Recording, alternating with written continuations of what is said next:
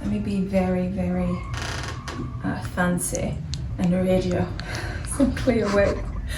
Hi, I'm Lesley-Ann Brandt, and I'm about to give Marie Claire a peek into my personal library. Welcome to Shelf Portrait. So this is my little library. It has everything from poetry books to art books.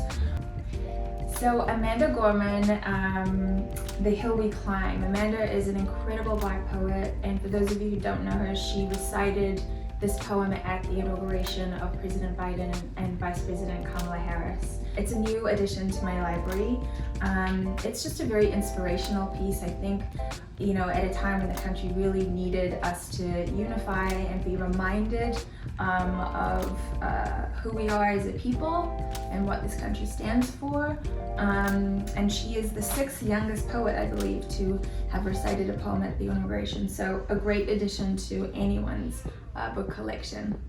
So name an author who I would like to read to me before I go to bed. That would be, I think, Toni Morrison. Her words are so incredibly powerful, and her voice I find extremely soothing. I can actually, when I read her books, hear her voice. I think that's why I keep coming back to her writing.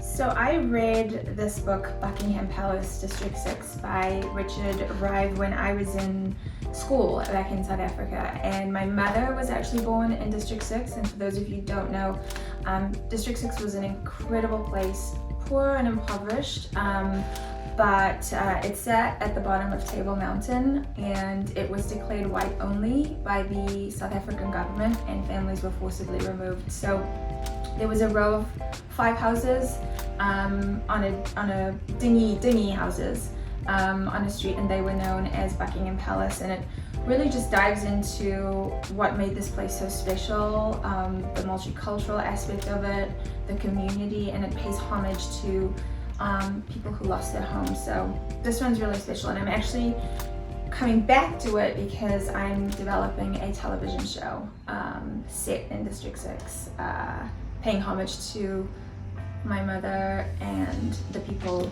of the district. My favorite spot to read a book is under the weeping willow in my backyard, right underneath my pool. It's very cool.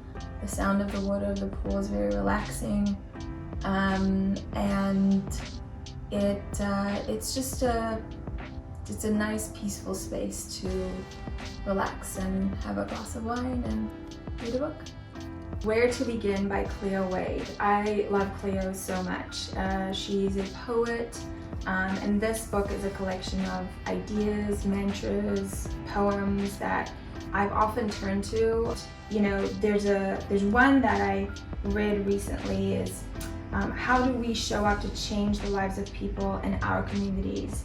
I practice 3 things where I do 3 things every day, something in service of my career, myself, and then something in service of someone else. And this book always reminds me to continue to do that. It's typically next to my bed, and I'm often reading, you know, a page or 2 before I go to sleep. So add this to your collection. I am an immigrant from South Africa, and you know, I've lived in New Zealand and for extended periods of time, and America. This book I highly recommend, not just to immigrants but to Americans as well. It's Howard Zinn's A People's History of the United States, and it basically gives you the entire history of this country and its people, and it has helped me better understand social things, race relations, the birth of America, why things are the way they are. It starts off really, oh look, this is my bookmark, just me and my son. I often use that, Kingston. And it starts off way back with Christopher Columbus landing on the shores of America and talking about, you know, putting Native people into bondage, which is quite painful when you think about that's the first thought that he sort of had when he landed here. But I think every person should read this book. It's been quite controversial. Some states don't want it in the school system, but Howard Zinn is renowned for, you know, telling the truth and changing the consciousness of, generations. So read this. Where do I usually buy my books? I used to buy it from, the Amazons of the world, but what I've been consciously doing is supporting small businesses and independent bookstores. So I discovered last year this great bookstore called Books and Crannies, I think, and it is Black owned by a woman, and that's where I get my books. So this is a book that is a new addition to my library. It's called Afro Surf. It is by my friend Salema Masekela, incredible man, son of the South African musician Hugh Masekela. You might know him as Sal from E! Entertainment very many years ago. I used to watch him actually. But this is a book that talks about African surf, and we often don't associate, Black people with the sport of surfing, and it redefines the manner in which people perceive the actively known sport of surfing and the lifestyle that comes with it. As a continent, Africa has the most accessible coastline than any place on the planet. And much of the African culture throughout the continent actually has surfing in its history when you actually look. I mean, this is probably one of my favorite images, is seeing that. So I think when you're talking about, diversity and moving things forward, it's really great for kids to see themselves represented in a sport that we know, or we've seen more traditionally sort of as a white sport. So congratulations, Salema. I love this book. And the Mamiwata team from my home country of South Africa. So A Measure of Our Lives by Toni Morrison, a gathering of wisdom, one of my favorite little pieces here. And I read this years ago. I can't remember who recommended this book, but I read this when I first got to Los Angeles, and you're a transport and you're from a different country and a different culture, and you're trying to figure how things work here. Hospitality is gold in the city. You have to be clever to figure out how to be welcoming and offensive at the same time, when to love something and when to quit. If you don't know how, you can end up out of control or controlled by some outside thing, like that hard case last winter. I, again, have just referenced this book very, very many times in my life. LA and this business can be challenging. I've certainly experienced that as someone who's lived here for 10 years, so I reference this often.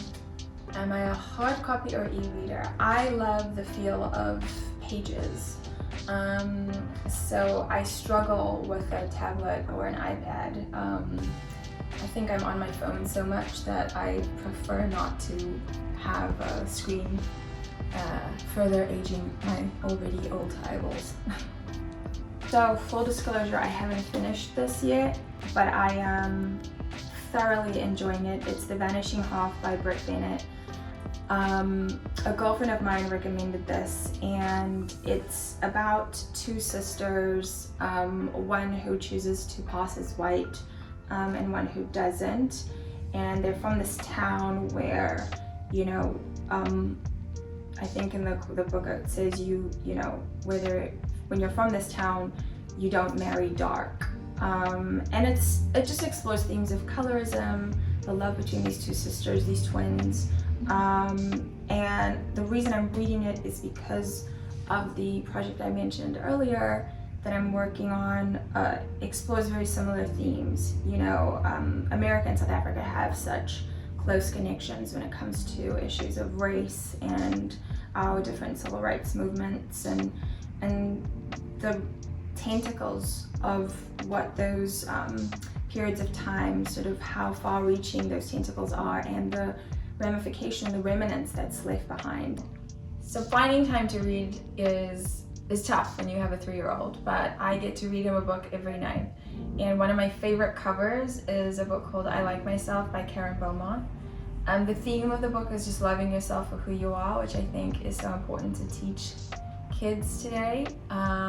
It goes something like this. I like myself. I'm glad I'm me. There's no one else I'd rather be. I like my eyes, my ears, and my nose. I like my fingers and I like my toes. I like me fast, I like me slow. I like me everywhere I go. I like me on the inside too, for all I think and say and do. Inside out and upside down, from head to toe and all around. I like it all is me, and me is all I want to be. That's just a little snippet. When you're a mom, the stuff never leaves your brain, so that's my favorite cover.